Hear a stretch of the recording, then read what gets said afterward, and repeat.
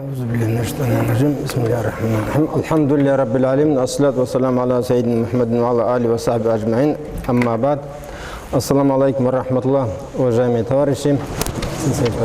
Садитесь. Для меня большая честь выступать перед вашей аудиторией.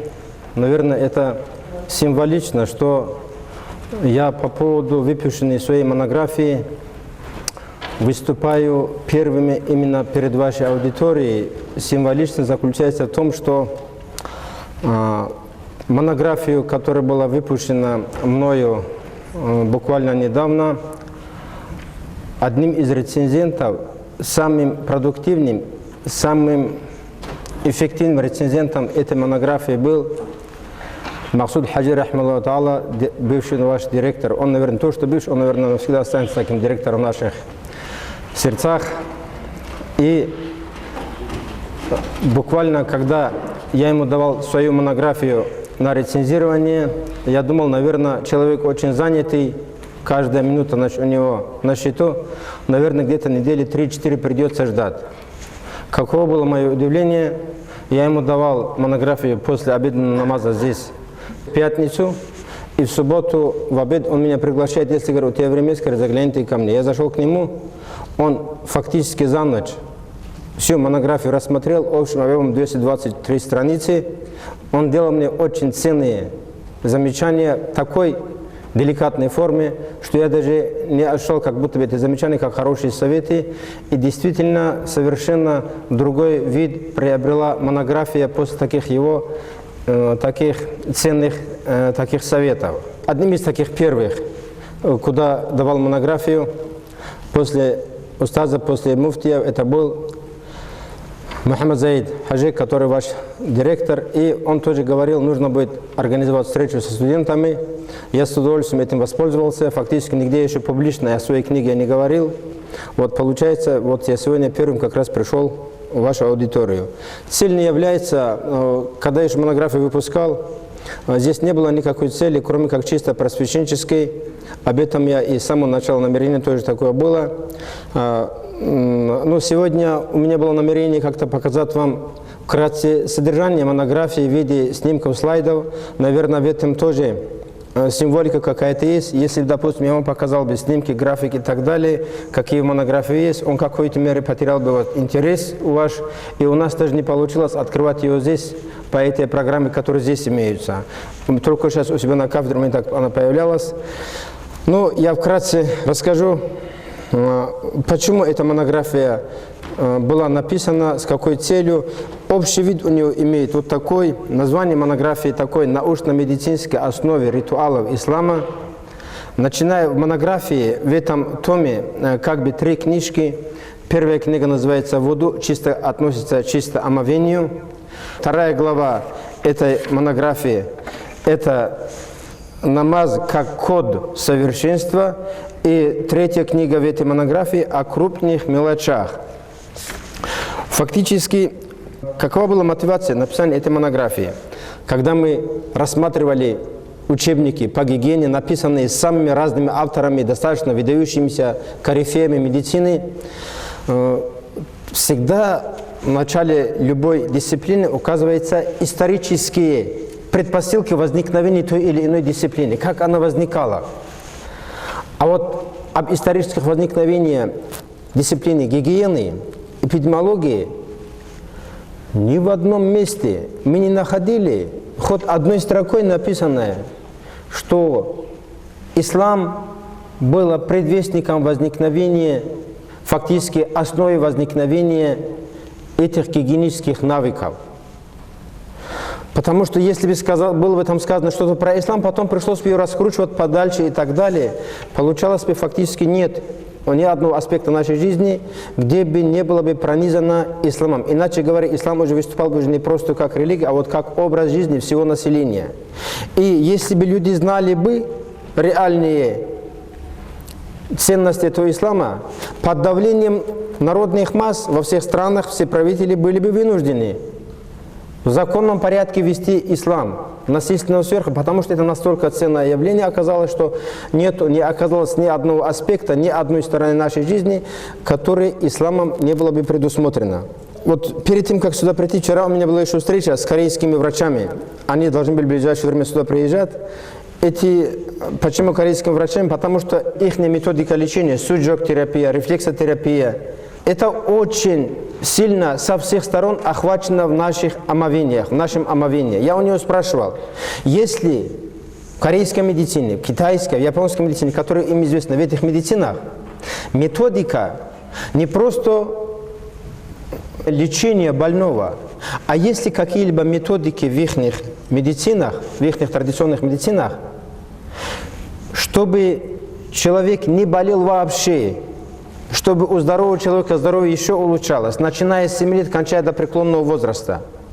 Вот, используя их методы, суджок-терапии, рефлексотерапии, цуботерапии и так далее, там очень много таких разных методов.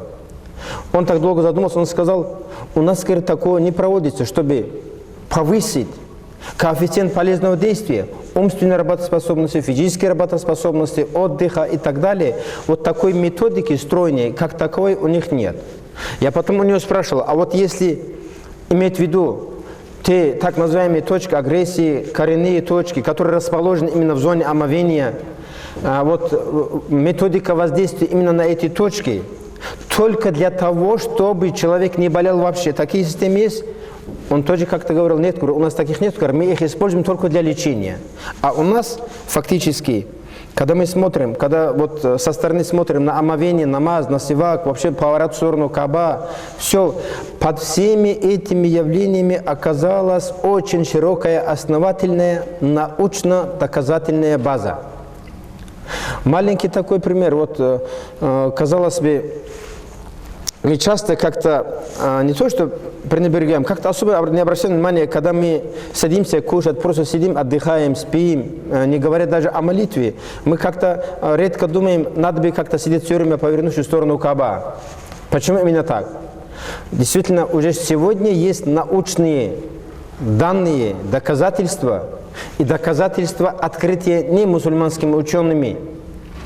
Это российские ученые, украинские ученые и так далее. Они доказали, что есть так называемые электромагнитные линии Земли, которые, проходя через наше тело, оказывают уникальное воздействие на наш организм, несмотря на так называемую слабость этих токов. Если эти токи были бы намного сильнее, чем земные вот эти электромагнитные линии, они действовали бы на нас не так.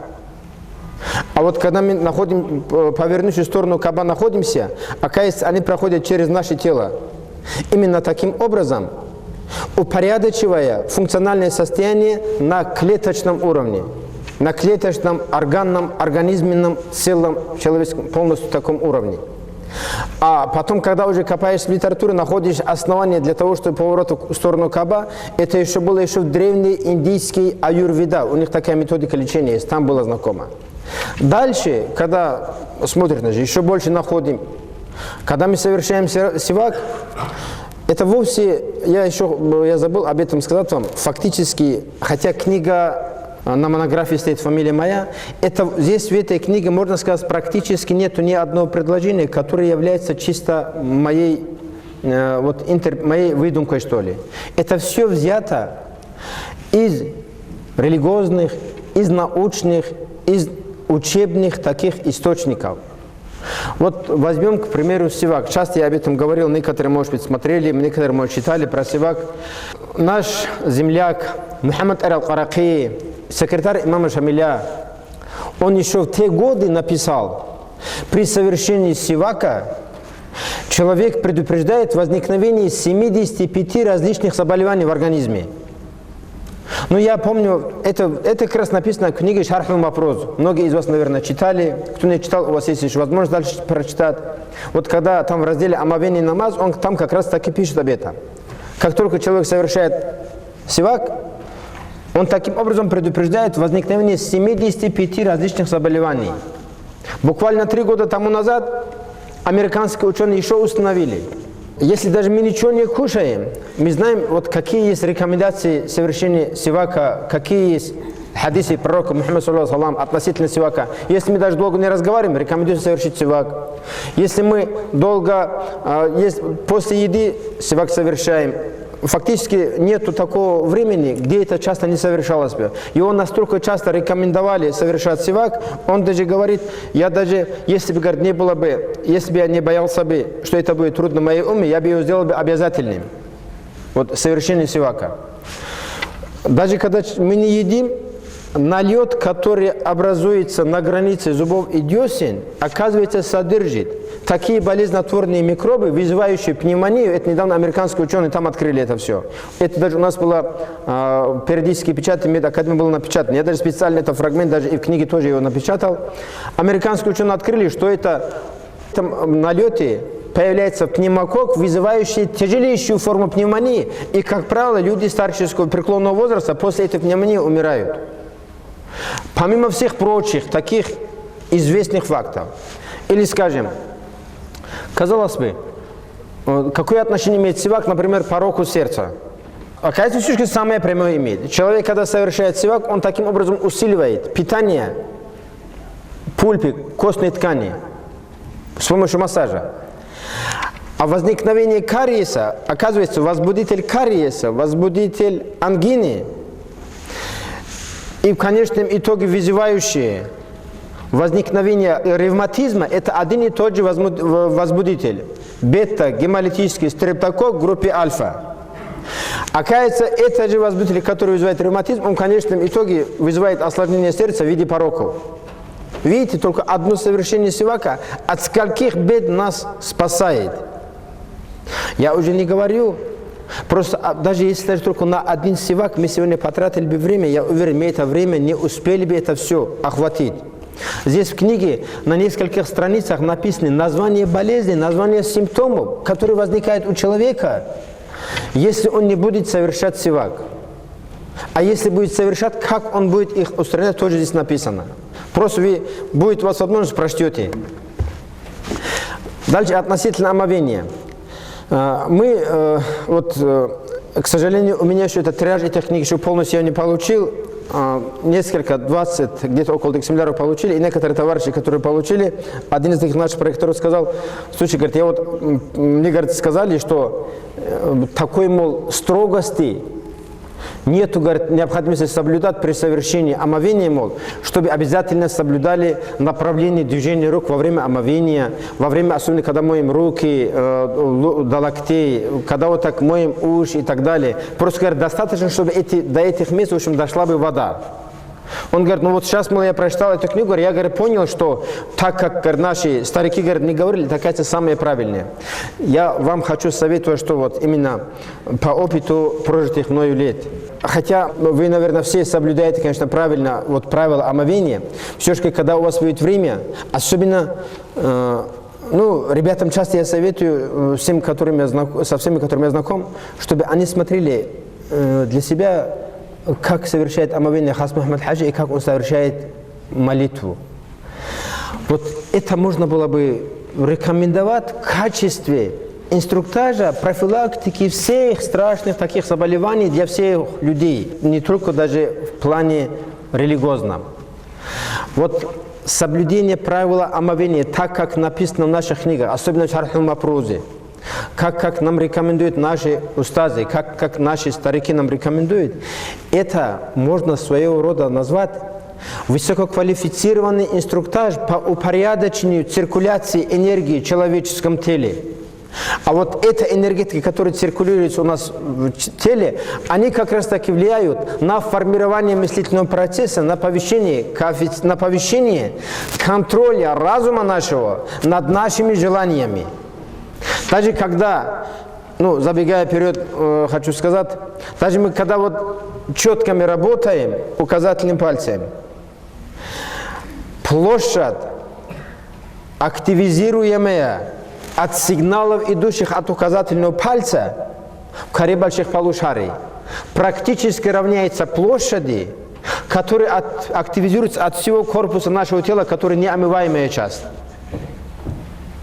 А в зоне омовения, вы знаете это, которое сказано, вот аяты суратуль аль-Маида, там же есть, о вы, я просто содержание говорю, о вы, которые уверовали, когда вы встанете на молитву, то мойте ваши лица и руки до локтей. обтирайте ваши головы и мойте ноги до щиколоток. Вот эти части, оговоренные вот в этом аяте, оказывается, вызывают активизацию коры больших полушарий и центров, расположенных в этих коре больших полушарий, около 82-83%. А на все оставшиеся где-то около 17% приходятся на неомываемую часть тела, на корпус тела. Вот получается, если мы совершаем омовение, и если мы будем в омовении, раз уже эти центры активизируются, пока мы в омовении, наш разум будет постоянно контролировать наши желания. О чем можно еще мечтать, если наши желания будут соответствовать вот разумным таким нашим ценностям, разумным нашим таким подходам. Как только у человека нарушается омовение, и он случайно не возобновил его, возникающиеся мысли, возникающие желания, они будут соответственно эквивалентно той силе, откуда идут эти сигналы и куда они идут. То ли к центру разума, то ли к центру наших желаний. Имеется в виду подкорка. Подкорка, когда идет, вот у человека есть вот центральный нерв, головной мозг, там, значит, есть так называемая кора, где это как бы разум, центр разума расположены, и подкорка, где животные инстинкты наши. Кушать, пить и так далее, гулять, все вот эти мысли, значит, это как раз подкорки. Если кора больших полушарий не активизирован, если он ослаблен, если он уставший, если он не получает сигналы, он немножко подавляется.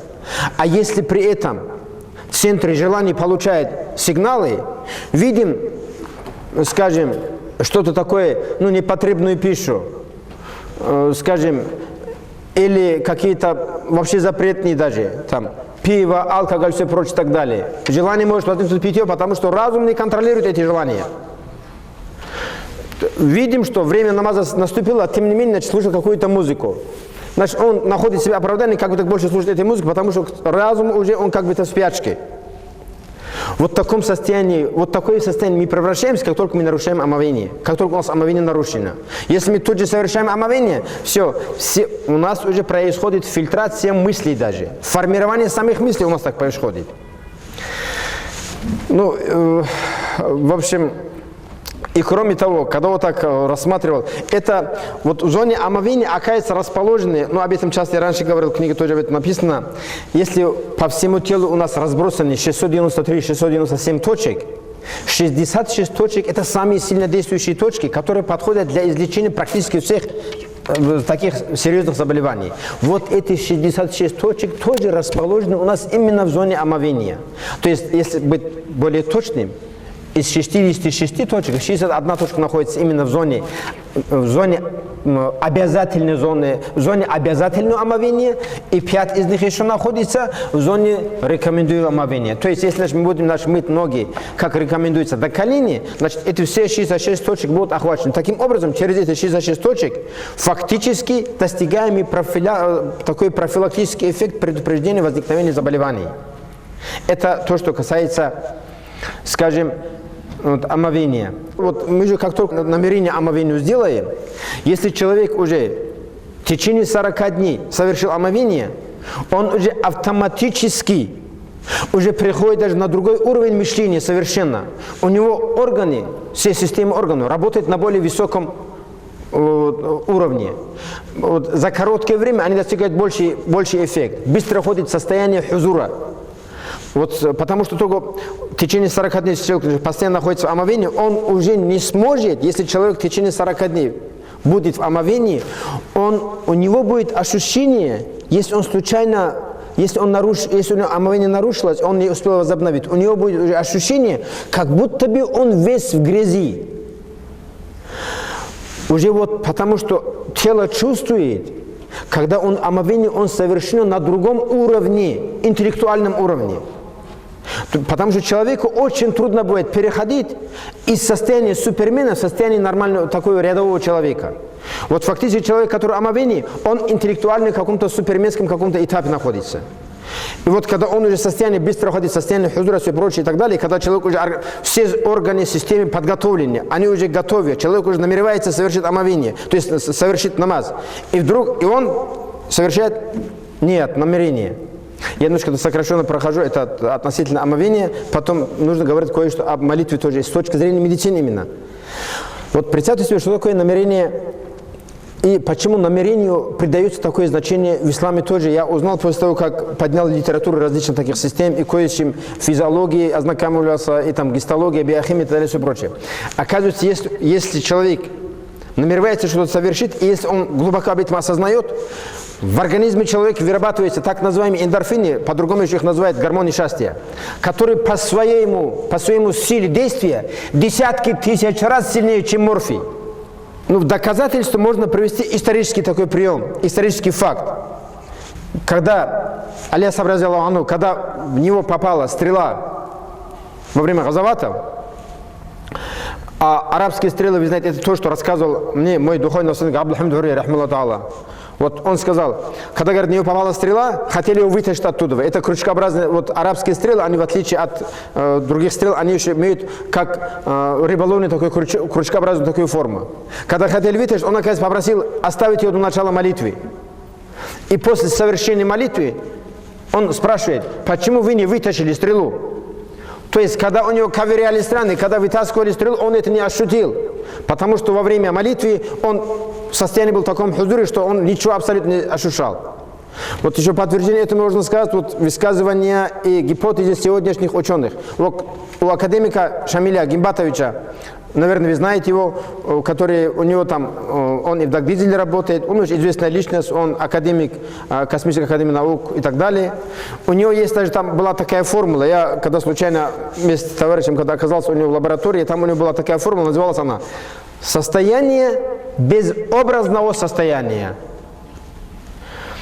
Ну, иначе говоря, что фактически Всевышний не имеет образа, и когда человек ходит, вот это, он когда представляется Всевышнему, когда у него спросили, что за эта формула, он говорил, вот в этом состоянии человек, даже когда стреляешь, ничего не случится, говорит. То есть настолько сильно действие этих эндорфинов на человеческий организм. А вот представьте себе, человек уже совершил омовение, он в полном сознании, у него кора больших полушарий работает великолепно, и в это время он намеревается войти в состояние общения со Всевышним. Вот это состояние, представьте даже на секундочку. Если мы вот в этом состоянии хоть на доли секунды будем, вот это время нам дает эффект отдыха, как будто мы целый год, будто у нас был творческий отпуск. Даже вот достаточно этой доли секунды, когда мы находимся вот в этом состоянии. Вот это состояние хузура. Вот мусульмане, если даже у нас будет полминуты, минута даже в этом состоянии, я же говорю, это нам дает такой интеллектуальный отдых, такое форматирование нашего разума, что мы как будто бы были в творческом отпуске в течение года целого. И вот в этом состоянии, именно ощущая, осознавая, что мы находимся перед Всевышним и с Ним общаемся, и читаем сурат Аль-Фатиха. Сурат Аль-Фатиха вы, наверное, знаете прекрасно, когда византийский король Кайсар написал письмо. Это у Аль-Газали написано не потому, что я сам так знаю, что все прочитали. Вот у Аль-Газали это написано, если не ошибаюсь, еще где-то вот в книге Ихья аль-Улумуддин, там это указано. Он обратился, что он нашел, мол, в их книгах, что кто прочтет суру, в которых нет вот каких-то букв определенных, вот этот человек, мол, попадет в рай.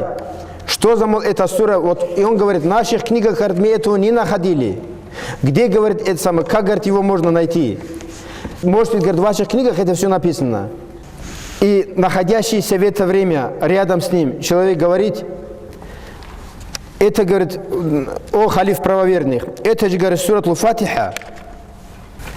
Вот смотрите, что он пишет. Византийский император Кайсар писал халифу Умару, разъяллаху анху, мы находим в Евангелии, что тот, кто прочтет главу, не содержащую ни одну из следующих букв, фи, зи, шин, зи, ха, джим, тот войдет в рай. Мы не нашли такой суры в Евангелии. Может, такая есть в вашей книге? И когда Умар, разиаллаху анху, обратился сподвижника пророка, саллаллаху алейхи ва саллям, это письмо Асхаб Убай сын Кааба, разиаллаху анху, сказал: о повелитель правоверных, сура, в которой нет этих 7 букв, это Фатихат аль-Китаб, сура аль-Фатиха. Тогда Умар, разиаллаху анху, написал об этом Кайсару. Прочитав ответ Умар, разиаллаху анху, Кайсар принял ислам и умер в исламе.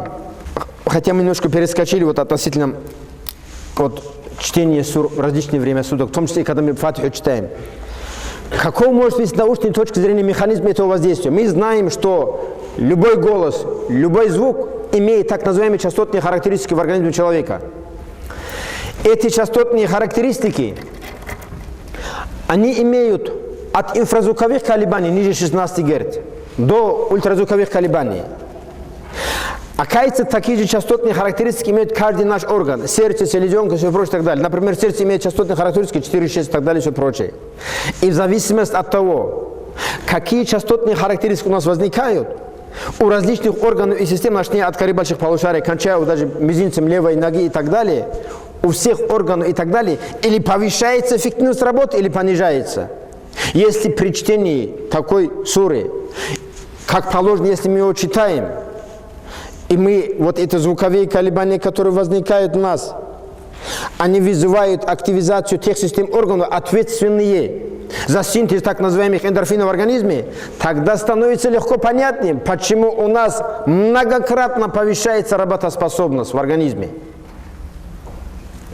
Вот из этих соображений я что хочу сказать. Вот я в самом начале своей книги тоже написал изречение, смысл, переведенный из Корана. Разве сравнятся те, которые знают, и те, которые не знают? Если мы еще осознанно будем совершать и обязательные, и рекомендуемые и молитвы, и чтения, его эффект будет намного выше. Потому что есть хадис пророка Мухаммада, саллаллаху алейхи ва саллям, где он говорит: осознанное совершенное маленькое дело будет намного лучше, чем неосознанное совершенное большое такое дело. Вот если мы знаем, что при совершении омовения, что при соответствующем состоянии нашего хузура в нашем организме вырабатывается десятки тысяч раз сильнее, чем морфовещества, если мы осознаем это, мы разве будем пропускать вот эту молитву, это омовение, и будем разве находиться вне омовения, зная, какая дает эффективность, какой коэффициент полезного действия резко повышается человек, находящийся в омовении, по сравнению с человеком, который не находится в омовении? Разумеется, нет. Вот когда мы читаем, какой образ жизни были у наших алимов, у наших устазов, уже тогда фактически, даже хоть слегка, на 5%, даже когда мы знакомимся образом жизни, или приблизительным режимом дня, совершенно приблизительным режимом дня наших устазов, тогда абсолютно нет никакого удивления, что наши устазы, наши алимы, все эти теории, которые сегодня преподаются, как будто бы там седьмое чудо, свет и так далее, они их знали, не то что знали наизусть, они их использовали в своей жизни для повышения эффективности, чтобы время не упустить просто так зря. Вот, например, всем вам, наверное, известна так называемая общая теория относительности, открытая Эйнштейном, за которую он получил Нобелевскую премию. Это уже написано в Коране, Сурат Исра, вы знаете. Но еще интереснее, наши дагестанские алимы эту теорию на практике применяли очень активно, широко, и ничего об этом не говорили, потому что у них не было необходимости хвастаться этим, что они, мол, такое могут. Но просто сегодня, когда мы анализируем, мы находим факты такие. То есть они умели найти время внутри времени, потому что они были настолько интеллектуально развиты, потому что у них не было ни одного мгновения в жизни, чтобы они не были в омовении. Чтобы они пропустили бы, так скажем, какую-то рекомендуемую суру, чтение, время и так далее. Потому что это все давал нарастающий подъем интеллектуального роста. И потому они могли легко находить при необходимости, если в этом возникала необходимость, время внутри времени. В качестве примера можем что привести? Книгу, вот, образ жизни наших устазов, ну, в том числе Хасан Афанди Аль-Кахи. Вот его книга «Талхис аль-Маариф фи тархиби Мухаммад Ариф». В этой книге, вы, наверное, все видели эту книгу, переведенный и не переведенный, там 484 страницы. Эта книга была за сколько дней написана? За 3 суток. 484 страницы. И там есть конкретно еще ссылки на источники. Я вот эту книжку писал больше года, здесь только 223 страницы, тем более у меня под рукой был там целые там, библиотеки медицинские и все прочее и так далее. Я ее собирал, я думал, что за месяц так напишу, я на эту книгу потратил больше года. И чтобы как-то иногда нормально какой-то человек, какой-то образ у него вышел, у меня таких, чтобы вышел вот такая тонкая книжица, чтобы вышла, вариантов, различных вариантов, из-за того, что мне они так не нравились, как были изложены, вот такая куча еще бумаги, еще у меня еще в кабинете находится. Я год с чем-то потратил на эти 200 страниц там, да? Он 484 страницы написал за 3 суток. Попробуйте для интернета. Если вы даже ничего не будете источник искать, что вы будете? Просто слова просто пишите. Получится ли у вас? Даже 200 страниц за 3 суток писать. Не получится. Потому что они, благодаря своему образу жизни, исламскому образу жизни, они могли, умели и эффективно находили время внутри времени. То есть они эту теорию относительности времени использовали уже в своей жизни. Или, скажем, другая же его книга «Аль-Бурудж Мушаеда». Написано было за 13 суток. А если ее перевести на кириллицу, объем ее 800 с чем-то страниц. Профессиональные писари, которые получали деньги за писанину книги и которые секунду не тратили зря, когда пытались переписывать, как он написал ее и так далее, потратили на эту писанину 3 месяца. Вот потому, просто я хочу сказать, что человек, соблюдающий обычные рекомендации ислама, у него не может не расти интеллектуальное состояние. У него интеллект не может не развиваться. И это для них это обычное дело. Это вот фактически, я уже не говорю то, что связано с пророком Мухаммадом, когда был мирадж. Пока еще не успела с кувшина вода вылиться, как он был и на всех небесах, и со всеми пророками, когда встречался, и он видел и рай, и ад. Фактически, если так посмотреть, значит, на обычный режим времени, если перевести, это несколько столетий. Вот что такое исламские знания. И вот почему я тоже, мне очень понравилось вот это содержание этого аята. Сравнятся те, которые знают, и те, которые не знают. Или, скажем, мы часто читаем этот аят утром, вечером, во время аскаров читаем. 18 аят 3 суры, Сурат Аль-Имран. Бисмиллахир-рахманир-рахим. Шахид Аллаху аннаху ла илляха илляху аль-малайкату ва уль ильми. Где Аль-Газали дает такой комментарий. Вначале, говорит, этот аят идет, говорит, Всевышний, потом ангелы. На 3-е место после ангелов идут и люди знающие.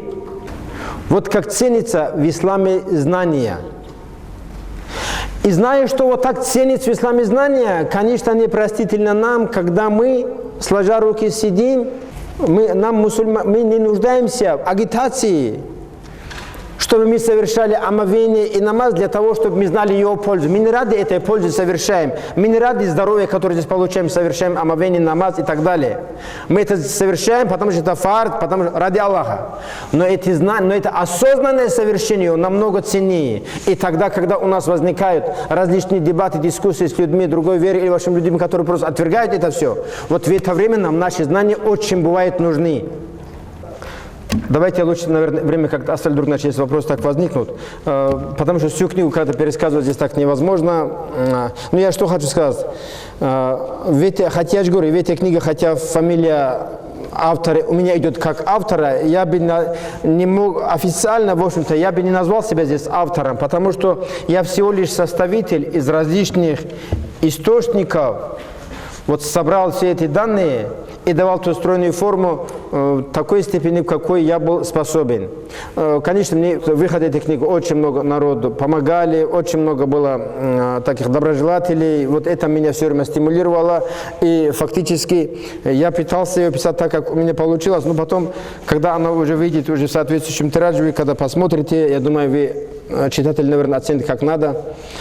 И я еще что хочу сказать, значит, разумеется, такие книги, они обречены на переиздание, если мной, то другими. Почему? Потому что в этой книге, даже хотя здесь 200 чем-то страниц, я успел еле-еле описать только поверхностно то, что мы видим сверху при совершении омовения. Это здесь просто было написано то, что невозможно не заметить с точки зрения врача при совершении омовения, при совершении намаза, при чтении этих сур. Вот, кстати, там не могу не обратить внимание, что такой момент, там в книге тоже это оговаривается. В свое время мне Гаджиев Мухаммад фактически с легкой рукой, который фактически начиналась, это более такая широкая популяризация. Это Гаджиев Мухаммад, я имею в виду главный редактор газеты «Нур Ислам». Он тогда тоже задавал, как можно, мол, науке объяснить чтение сур в различное время суток.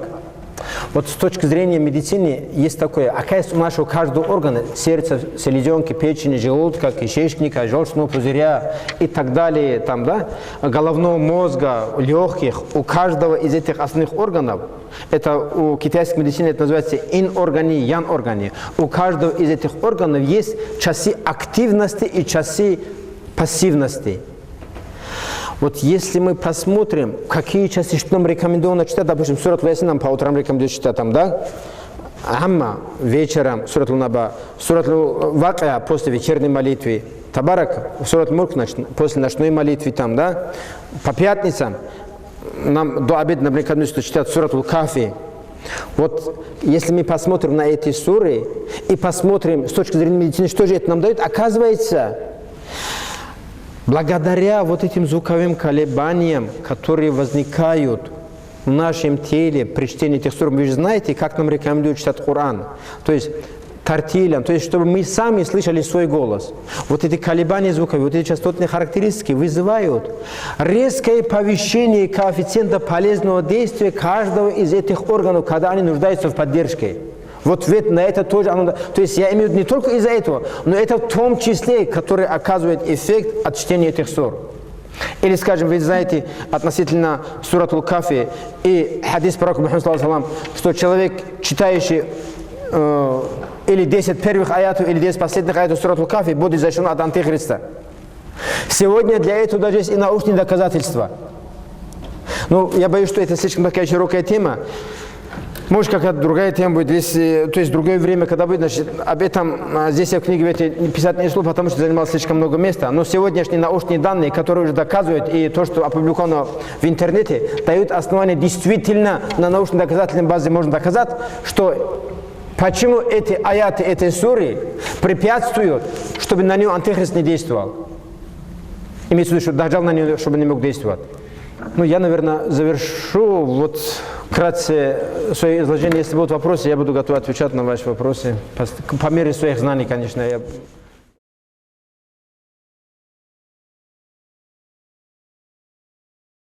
Расскажите, пожалуйста, о том, что улучшает зрение и о том, что улучшает память.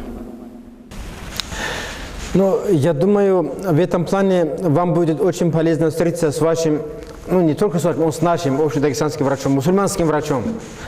Хумайд Афанди, который здесь есть. Мы с ним как-то разговаривали на различные темы. Он даже рассказывал в случае, как Бадруддин Афанди Куддесеру Батлухский, используя черный тмин в качестве лекарства. Вы знаете, относительно черного тмина какие хадисы существуют. Он, оказывается, нашел там фактически, что, мол, черный тмин оказывает таким образом воздействие на оздоравливающий эффект, но, оказывается, чуть немножко ухудшает память. И в то же время, оказывается, есть какое-то растение, которое в больших концентрациях ядовитое, но из семени этого растения, несколько семен, значит, если так добавлять в этот черный тмин, он, оказывается, резко усиливает память человека. И когда Хумайд Афанди рассказывал, значит, когда, говорит, я смотрел лекарства, сделанные на основе этого растения, на семян этих растений, он назвал ее, он же хороший такой фитотерапевт Хумайд Афанди. Вот он рассказывал, какие, говорит, только так называемые экстрапирамидальные пути, которые, значит, идут к кору больших полушарий, как, значит, они там усиливают эффект. Ну, относительно памяти, значит, что, ну, раз уже вопрос был задан, такой, официальной медицине что рекомендуется относительно памяти, относительно зрения? Морковный салат, морковка. Там потому что провитамин А, который способствует образованию зрительного пурпура. Ее можно в самых разных таких формах. Плюс еще продукты питания, содержащие витамин А. Это, как правило, продукты животного происхождения. Вот некоторые считают, что в курдюке тоже очень много витамина А.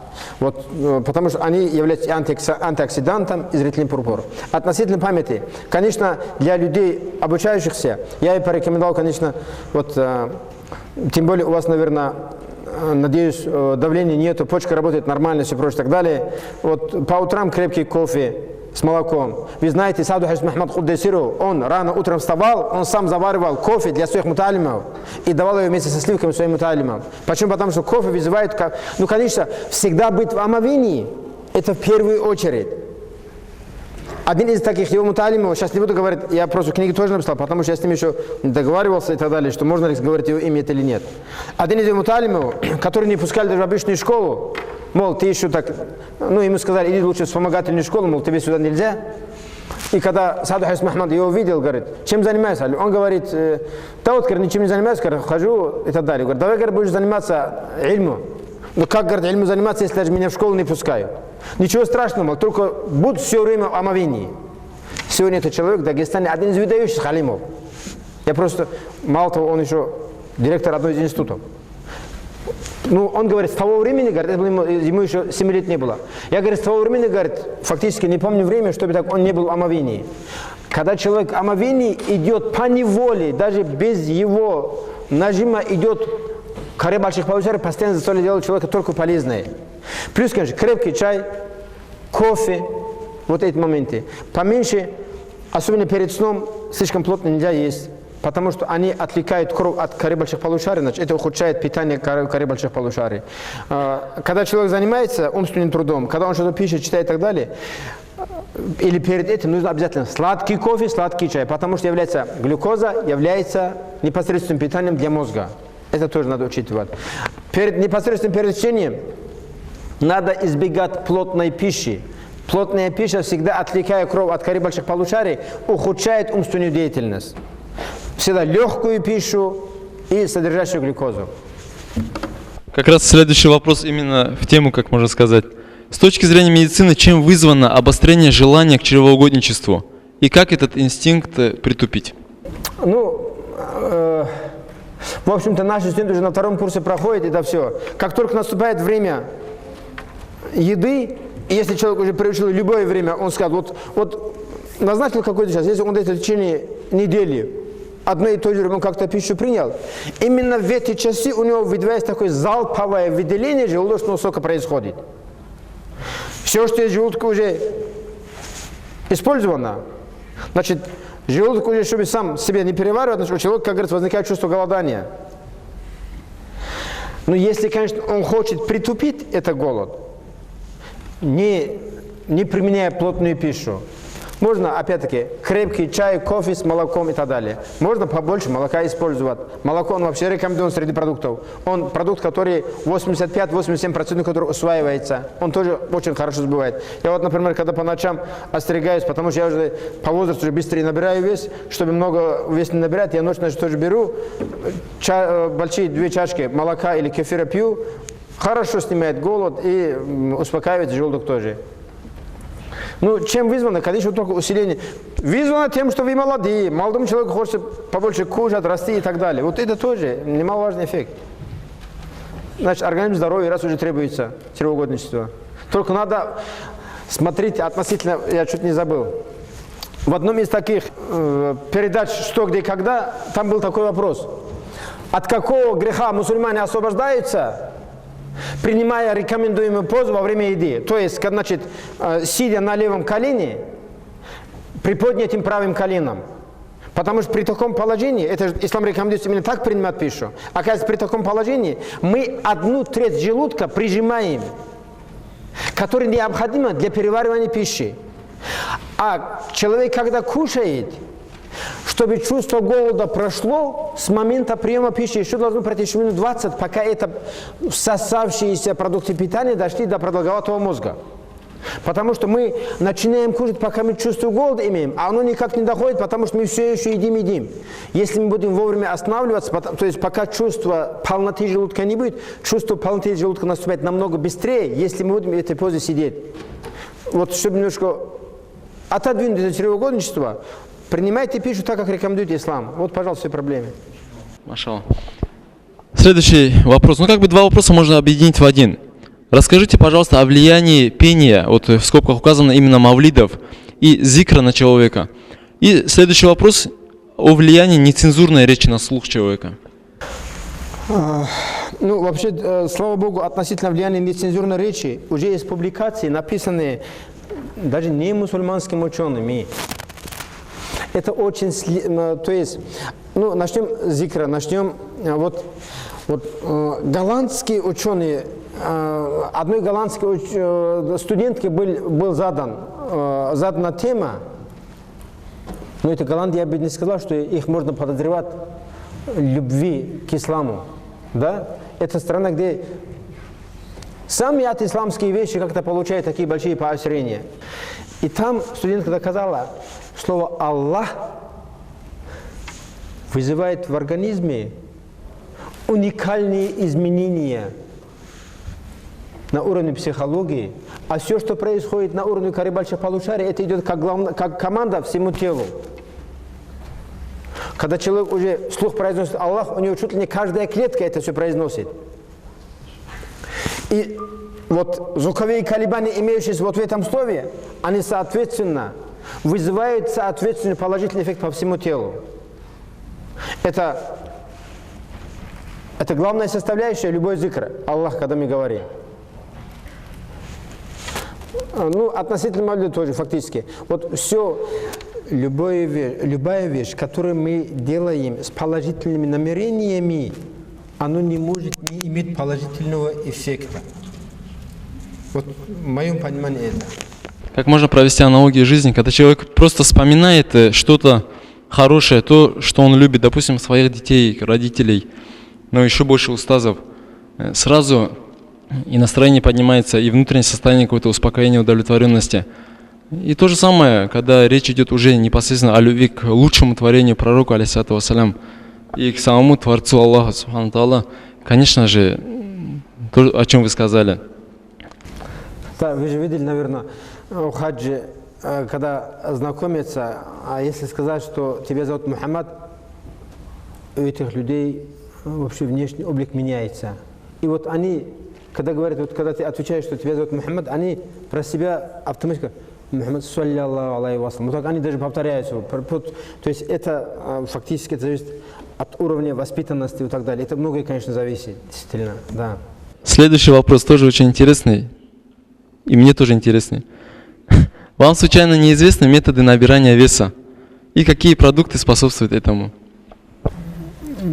Я как-то не очень-то поощряю набирать вес, потому что каждый лишний грамм в организме человека – это потеря определенных процентов работоспособности. Однажды Хасан Хаджи такую вещь рассказывал, то, что ему сказал один из устазов. Хасан Мухаммад говорит, он эту историю, конечно, долго рассказывал, ты, наверное, должен был еще отдельную молитву совершать, то, что говорит, у тебя такое телосложение, говорит. То есть он же как борец такой шустрый, Хасан Мухаммад Хаджи там, да? Вот то, что он нету лишнего веса, нету лишней лени и так далее. Когда человек стройный, все просто, о чем можно еще мечтать? Конечно, вес можно набирать, наверное, разными способами. Перед сном можно до отвала поесть, всегда можно лишний там покушать. Можно, покушать очень много, можно меньше двигаться. Можно еще успокоительные какие-то, есть сами разные таблетки, стресс, тапс и так далее, все прочее, чтобы человек вообще ни о чем не беспокоился, потому что лишние катехоламины в организме уже не вырабатываются. Вот такие способы, в принципе, существуют. Но я специально в этом плане как-то вот так, ну, есть еще различные БАДы, очень, которые легко усвояемые, они тоже способствуют быстрому набиранию веса. Но я бы это очень не советовал, потому что набрать вес легко буквально за 2-3 месяца, потом от него не избавишься в течение всей жизни. Слушай, это большая такая, это большое беспокойство, действительно. Это проблема больше, наверное, в молодом возрасте. В молодости не знаем, как набрать, потом не знаем, как избавиться. Да, действительно, да. Лучше просто, самое лучшее, то, как он себя чувствует, как он набирает и так далее, и все прочее. У каждого человека своя конституция. Лучше этой конституции не придумаешь. Никакие там специально похудеть, специально поправляться и так далее. Такие вещи не стоит делать. Нужно вести так, как тебе лучше. Так, как ты себя чувствуешь в комфорте. Следующий вопрос. Чем бывает вызвана лень и как от нее избавиться? Ну, во-первых, конечно, в этом плане очень много есть и поучительных историй. Вот почитайте почаще, как жили, как ели, чем питались наши праведники, наши устазы, наши выдающиеся личности. Если мы едим только халальную пищу, в соответствующих количествах, если мы обращаем, как эта пища приготовлена, при совершении омовения, если с хорошим настроением, эта пища никогда не может у человека как-то вызвать такое неблагоприятное такие ощущения. Очень имеет значение, где выращена, как выращена, кем еще приготовлена пища. Вот совершая омовение, совершая салат аль-фатих, вот это когда пищу готовит, это эффект будет совершенно другой. Без омовения тоже совершенно другое. Молодежь можно что порекомендовать. Вот, к сожалению, я не мог это внушить нашим студентам тоже, хотя я часто об этом говорю. Я помню, мои годы учебы в Ленинграде к этому как-то более относились, более рационально, более серьезно подходили. У каждого студента, начиная с 1-го курса, кончая до 6-го курса, у нас был маленький термос, 200-граммовый, 200-миллилитровый термос был у каждого студента. Мы каждый брали с собой бутерброд, который мы сами готовили, сами делали, мы знали, для кого мы это все делаем. Соответственно, что к этому было отношение. А сегодня студенты как-то больше предпочитают кушать там, где неизвестно, как приготовили, кем приготовили, из чего приготовлено. Иногда в этих местах, извините за такой жаргон, швабры даже для мытья полов, и для мытья туалета, и для мытья того производственного помещения, где готовят, бывает одна и та же. И так далее. Там бывает только одна тряпка, и там из тем, которые используются. Еще неизвестно, вообще человек совершил ли омовение, или из каких продуктов приготовлено, как она, с какой целью и так далее, это все выдается. Там совершенно другие цели преследуются в местах, где их продают. Там чисто коммерческая такая нацеленная. А когда мы сами для себя готовим, мы готовим для чего? Для того, чтобы жить. То есть есть такие два принципа питания. Мы кушаем для того, чтобы жить, а не живем для того, чтобы кушать. А люди, которые продают, значит, они живут для чего? Они продают для того, чтобы зарабатывать. Вот с такой целью, вот такую цель они преследовали при приготовлении пищи. Вот это просто надо иметь в виду молодежи.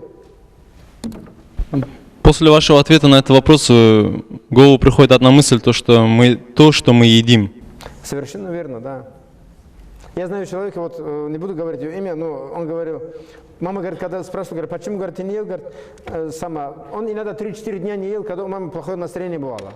Вот он говорит, вот когда, говорит, я вижу, говорит, твое улыбчивое лицо при приготовлении пищи, а после этого, говорит, поем.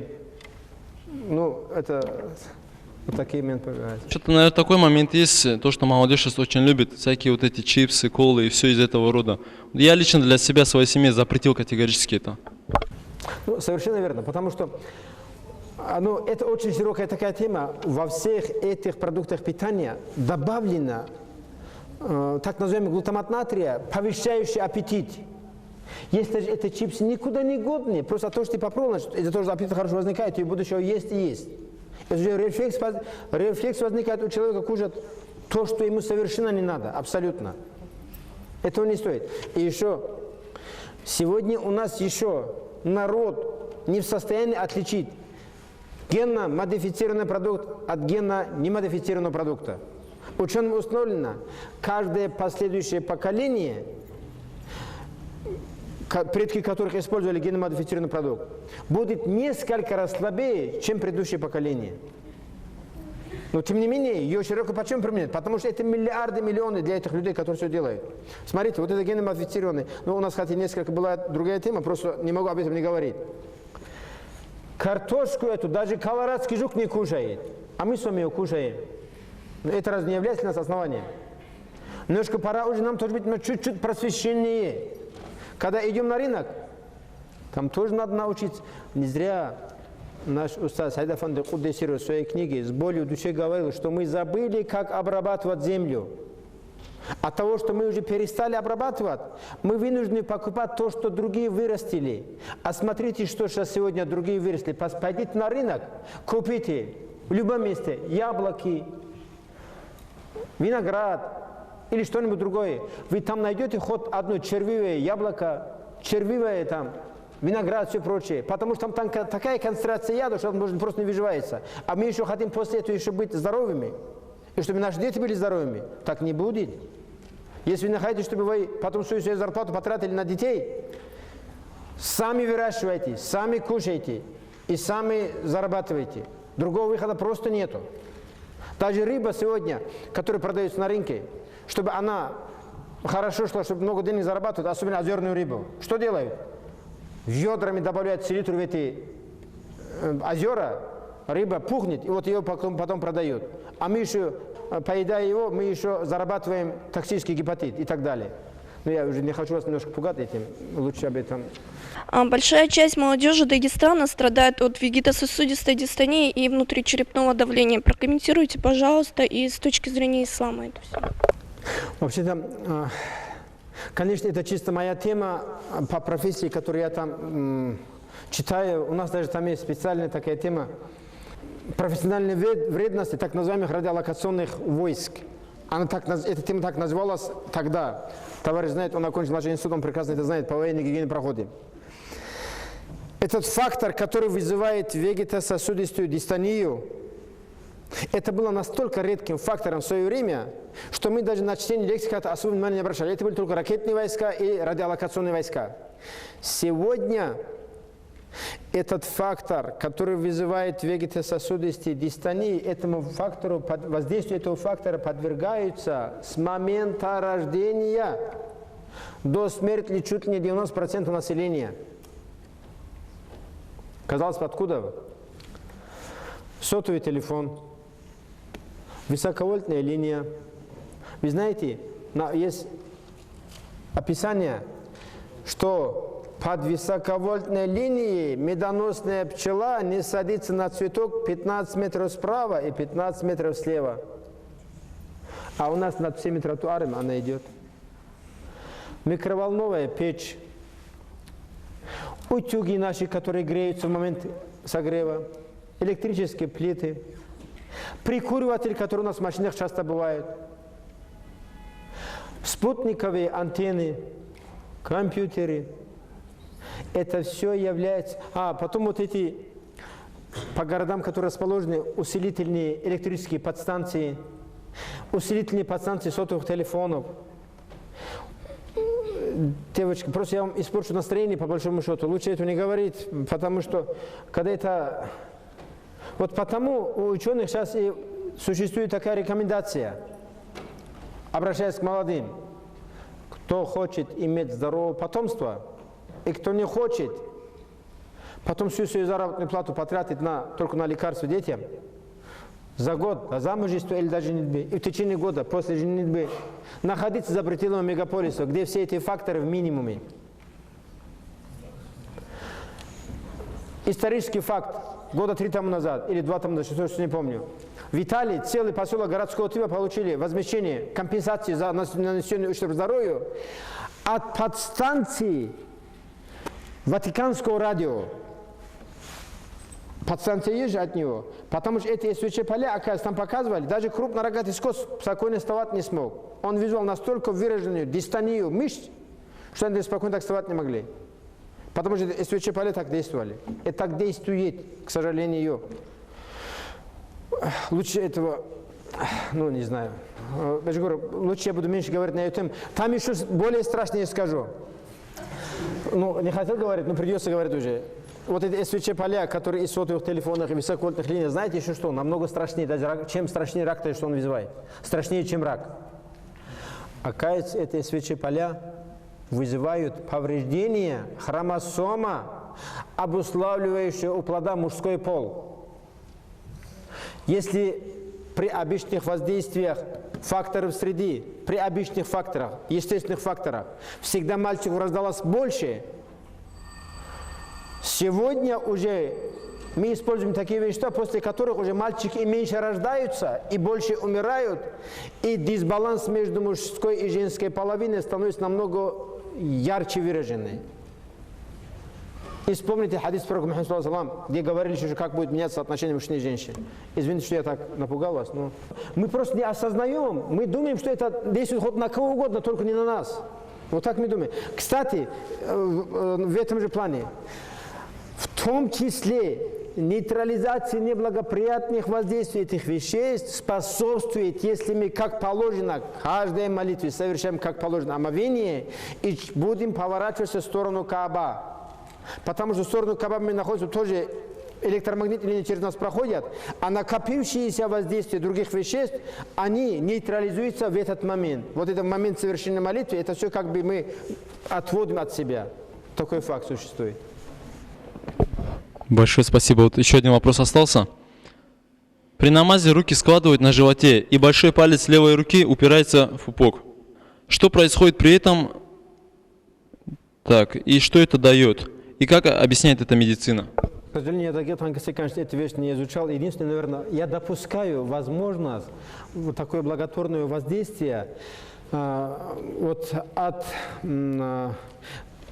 Есть такое, в медицине существуют такие понятия, особенно в гигиене. В фармакологии тоже это понятие существует.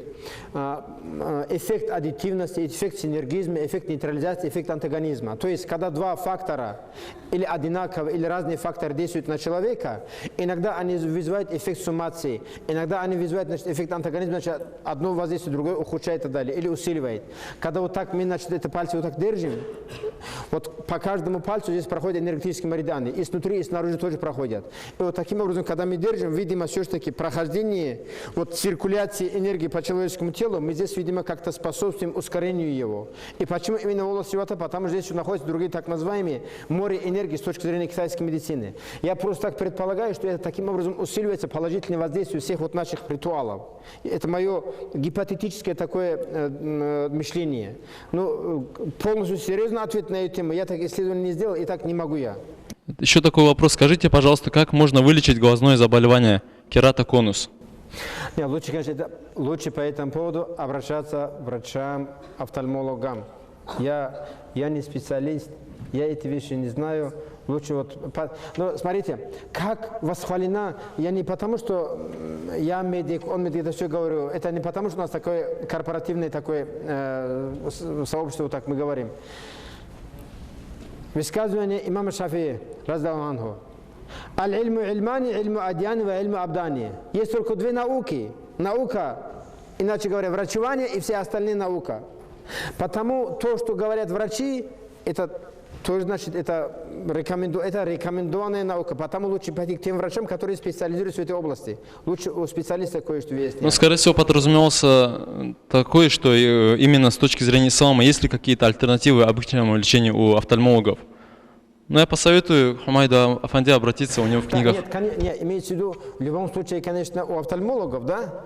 А потом дополнительно способствуют факторы, что у различных ученых. Вот, кстати, когда Хумайд Афанди на этом разговаривал, он рассказывал, какие рекомендации шли еще при Галене, какие рекомендации были у Гиппократа и так далее, какие потом еще фитотерапии, это все говорится. Но сегодняшние врачи, они тоже достаточно продвинутые ребята, у них тоже можно интересоваться. Магомед Гитинович, спасибо вам за столь полезную тему, столь большой объем информации и вам за внимание.